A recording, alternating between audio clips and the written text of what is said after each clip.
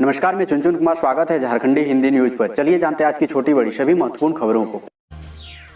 आज की पहली और बड़ी खबर की बात करें तो सीएम हेमंत सोरेन का बड़ा ऐलान। झारखंड आंदोलनकारियों को पेंशन और आश्रितों के लिए सरकारी नौकरी में 5% आरक्षण देगी सरकार। झारखंड विधानसभा के शीतकालीन सत्र के समापन भाषण में मुख्यमंत्री हेमंत सोरेन ने कहा कि सरकार सभी झारखंड आंदोलनकारियों को पेंशन और आश्रितों के लिए सरकारी नौकरी में 5% आरक्षण देगी। सीएम हेमंत सोरेन ने कहा कि मैं राज्यवासियों से अपील करता हूं, आप धैर्य से रहें। आपकी समस्या समाधान लायक होगी तो सरकार जरूर करेगी। सरकार क्षमता के अनुरूप राज्य के सभी वर्गों के लोगों को पेंशन दे रही है। राज्य के 60 से अधिक उम्र के लोगों और दिव्यांगों को पेंशन दिया जा रहा है।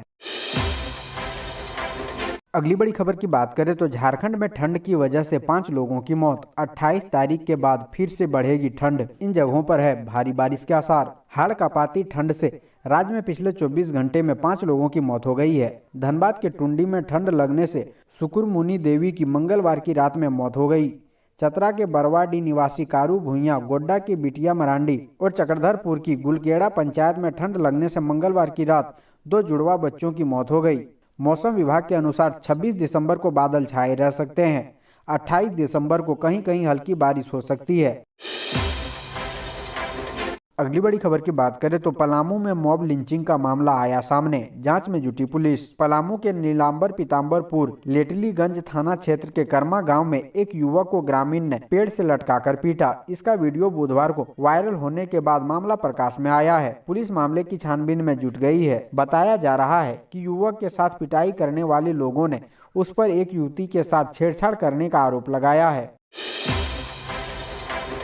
अगली बड़ी खबर की बात करें तो समापन भाषण में सीएम हेमंत सोरेन ने विपक्ष पर कसा तंज, दी ये चेतावनी। झारखंड के मुख्यमंत्री हेमंत सोरेन ने बुधवार को कहा कि शिक्षा की कमी के चलते ही राज्य की ऐसी दुर्दशा है, लेकिन उनकी सरकार के प्रयासों से राज्य पर छाए काले बादल तेजी से छंट रहे हैं। झारखंड विधानसभा के शीतकालीन सत्र के समापन भाषण में मुख्यमंत्री हेमंत सोरेन ने ये बात कही। उन्होंने कहा कि झारखंड की ऐसी दुर्दशा का कारण शिक्षा की कमी है। उन्होंने कहा कि जिन मूलवासियों के लिए आदिवासी विभाग और मंत्रालय है, उनकी कार्यपालिका विधायिका में भागीदारी ही नहीं है, क्योंकि उन्हें शिक्षा का उचित अवसर ही नहीं मिला।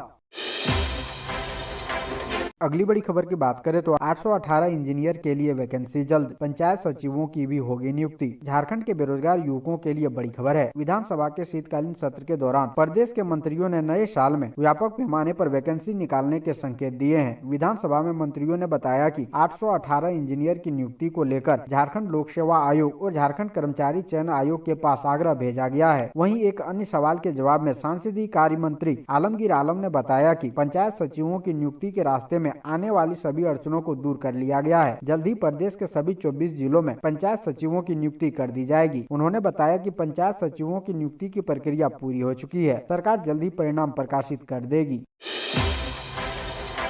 अगली बड़ी खबर की बात करें तो झारखंड में खुलेगी पूर्वी भारत की पहली ट्राइबल यूनिवर्सिटी। झारखंड में पूर्वी भारत की पहली ट्राइबल यूनिवर्सिटी की स्थापना की जाएगी। झारखंड विधानसभा ने बुधवार को इससे जुड़ी विधेयक को पारित कर दिया है। मुख्यमंत्री हेमंत सोरेन ने विधेयक पर हुई चर्चा का जवाब देते हुए कहा कि देश के विभिन्न राज्यों ने अपनी भाषा संस्कृति को संरक्षण दिया है, लेकिन झारखंड में अब तक इसके बारे में ईमानदारी से नहीं सोचा गया था। इसलिए हमारी सरकार ने अपने राज्य की भाषा संस्कृति को ध्यान में रखते हुए ट्राइबल यूनिवर्सिटी खोलने का निर्णय लिया है। प्रस्तावित यूनिवर्सिटी का नाम पंडित रघुनाथ मुर्मू जनजातीय विश्वविद्यालय होगा। पंडित मुर्मू को जनजातीय संथाली भाषा का सबसे बड़ा संवर्धक माना जाता है। अगली बड़ी खबर की बात करें तो झारखंड में इस श्रेणी के 20 लाख मनरेगा मजदूरों का लगभग 300 करोड़ रुपए मजदूरी बकाया। 2 माह से भुगतान लंबित। केंद्र सरकार की महत्वाकांक्षी योजना महात्मा गांधी राष्ट्रीय ग्रामीण रोजगार गारंटी अधिनियम के तहत झारखंड में काम कर रहे अन्य श्रेणी, सामान्य व ओबीसी के मजदूरों को काम करने के बावजूद पिछले 2 महीने से मजदूरी नहीं मिल रही है। लेकिन इस अवधि में काम करने वाले SC व ST श्रेणी के मनरेगा मजदूरों को नियमित भुगतान हो रहा है। सभी जिलों में संचालित मनरेगा योजनाओं के भुगतान रिकॉर्ड से इसकी पुष्टि होती है। इसमें एक ही योजना में एक साथ काम करने वाले ओबीसी सामान्य SC ST मजदूरों में से सिर्फ SC व ST मजदूरों के खाते में मजदूरी की राशि पहुंच रही है। वहीं अन्य मजदूरों को मजदूरी नहीं मिलने से परेशानी हो रही है। अगर ऐसी स्थिति रही तो ये मजदूर मनरेगा योजना के काम करने के बजाय अपने परिवार का भरण पोषण करने के लिए पलायन करने पर विवश हो जाएंगे। अगली बड़ी खबर की बात करें तो तेजी से फैलते ओमिक्रॉन से फरवरी में उठेगी कोरोना की तीसरी लहर। हर दूसरे और चौथे शनिवार को इस विभाग में लॉकडाउन। देश दुनिया में इस समय कोरोना के नए वेरिएंट ओमिक्रॉन का शोर मचा है। विशेषज्ञ चेतावनी दे रहे हैं कि जिस तेजी से ओमिक्रॉन बढ़ रहा है, फरवरी महीने में कोरोना की तीसरी लहर उठ सकती है। भारत में 2 दिसंबर को ओमिक्रॉन के 2 केस मिले थे। यह बढ़कर अब 230 से ज्यादा हो गए हैं। इसे लेकर केंद्र के निर्देश पर झारखंड सरकार भी अलर्ट मोड में है। ओमिक्रॉन को रोकने के लिए आवश्यक कदम उठाए जा रहे हैं। हर महीने के दूसरे और तीसरे शनिवार को स्वास्थ्य विभाग के कार्यालयों में लॉकडाउन का निर्णय लिया गया है। सरकारी स्वास्थ्य संस्थानों में सप्ताह के दूसरे और चौथे शनिवार को बंदी रहेंगे। 2 दिनों में सरकारी कामकाज नहीं होंगे। दरअसल स्वास्थ्य एवं परिवार कल्याण मंत्रालय राज्य सरकार ने दूसरे और चौथे शनिवार को कार्यालय अवकाश कराने का निर्देश बहाल किया है। अगली बड़ी खबर की बात करें तो झारखंड में मार्च 2022 से शुरू हो जाएंगे भूचड़खाने। विधानसभा में मंत्री ने दी जानकारी। झारखंड में 31 मार्च 2022 से पहले स्लॉटर हाउस यानी भूचड़खाने चालू करने की प्रक्रिया पूरी कर ली जाएगी। राज्य विधानसभा में बुधवार को प्रश्नकाल के दौरान विधायक प्रदीप यादव के सवाल के जवाब में प्रभारी मंत्री सत्यानंद भोक्ता ने कहा कि 31 मार्च 2022 से पहले भूचड़खाने चालू करने की प्रक्रिया पूरी कर ली जाएगी। प्रदीप यादव ने सवाल किया था कि रांची में 17 करोड़ रुपए की लागत से भूचड़खाना बना, लेकिन अब तक चालू नहीं हुआ। 3 साल गुजरने के बाद भी उसके संचालन के लिए नियम नहीं बना है, अतः इसके लिए जिम्मेदार अधिकारियों पर कार्रवाई की जानी चाहिए। दरअसल झारखंड में भूचड़खाने बीते कई सालों से बंद हैं। दरअसल साल 2017 में यूपी की योगी सरकार ने अवैध भूचड़खानों पर नकेल कसी थी। इसी के बाद प्रेरित होकर तब की झारखंड सरकार ने भी इसी तरह का फैसला राज्य के लिए लिया था। अगली बड़ी खबर की बात करें तो नेशनल शूटर कोनिका की मौत को लेकर झारखंड सरकार ने लिया ये बड़ा फैसला। झारखंड के मुख्यमंत्री हेमंत सोरेन ने गृह सचिव तथा पुलिस महानिदेशक को प्रदेश की राष्ट्रीय निशानेबाज कोनिका लायक की संदिग्ध मौत के मामले की हाई लेवल इन्वेस्टिगेशन कराने के निर्देश दिए हैं। वहीं एक सरकारी विज्ञप्ति में कहा गया है कि झारखंड विधानसभा स्थित सीएम कक्ष में सीएम हेमंत सोरेन से नेशनल शूटर कोनिका लायक की संदिग्ध हालातों में हुई मौत को लेकर धनबाद के एमएलए राज सिन्हा के साथ लायक के पिता पार्था प्रीतम लायक तथा माता वीना शर्मा लायक ने भेंट की। उन्होंने सीएम को बताया कि बंगाल पुलिस अपनी तहकीकात में उसकी मौत को स्वाभाविक बता रही है, जबकि इससे पीछे एक बड़ा षड्यंत्र है। कोनिका के माता पिता तथा एमएलए ने सीएम से इस पूरे प्रकरण की हाई लेवल इन्वेस्टिगेशन कराने और अपराधियों के खिलाफ कड़ी कार्रवाई करने का आग्रह किया। अगली बड़ी खबर की बात करें तो अपनी ही सरकार पर बरसे एमएलए लोबिन हेम्ब्रम। बोले सरकार शराब बेचेगी तो करेंगे विरोध। झारखंड विधानसभा में शीतकालीन सत्र के अंतिम दिन सत्तारूढ़ झारखंड मुक्ति मोर्चा के विधायक लोबिन हेम्ब्रम ने सरकार के मुखिया हेमंत सोरेन को ही निशाने पर ले लिया। झामुमो विधायक लोबिन हेम्ब्रम ने सदन में कहा कि शिबू सोरेन ने आजीवन नशा मुक्ति के लिए काम किया। हेमंत सरकार शराब बिकवाने का काम करे, ये बेहद शर्मनाक है। शिबू सोरेन ने आदिवासी समाज को शराब से दूर रखने का अभियान चलाया और अब सरकार शराब बेचेगी तो इसका विरोध होगा।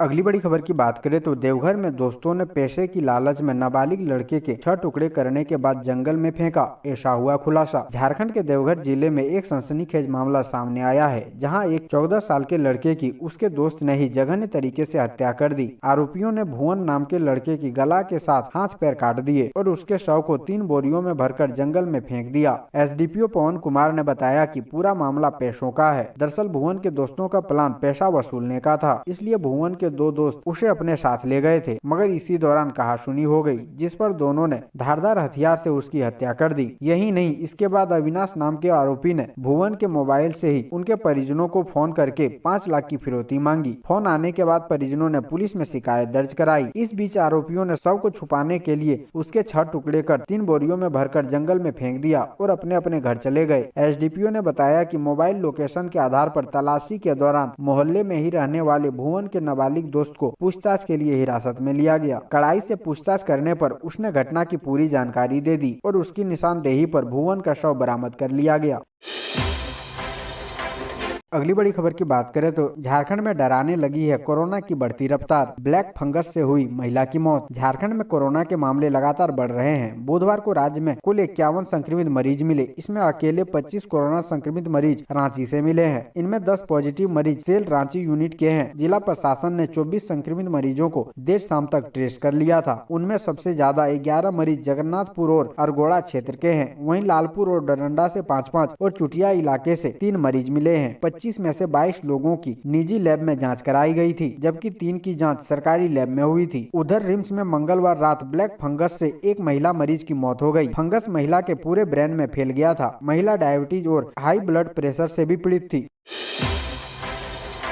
अगली बड़ी खबर की बात करें तो झारखंड में पिछड़ों को 27% आरक्षण जल्द, बनेगी मंत्रिमंडल उप समिति। झारखंड में अनुसूचित जाति, अनुसूचित जनजाति और पिछड़ा वर्ग को मिलने वाले आरक्षण को बढ़ाने पर विचार के लिए शीघ्र मंत्रिमंडल उप समिति का गठन किया जाएगा। और झारखंड स्टूडेंट यूनियन के अध्यक्ष एवं विधायक सुदेश महतो द्वारा इस संबंध में विधानसभा में लाए गए गैर सरकारी संकल्प यानी निजी विधेयक पर चर्चा के दौरान संसदीय कार्य मंत्री आलमगीर आलम ने यह जानकारी दी। उन्होंने बताया कि राज्य सरकार पहले से ही इस मुद्दे पर विचार कर रही है और शीघ्र ही इस पर कोई निर्णय लिया जाएगा, जिसके लिए पहले विचारार्थ एक मंत्रिमंडल उप समिति का गठन किया जाएगा।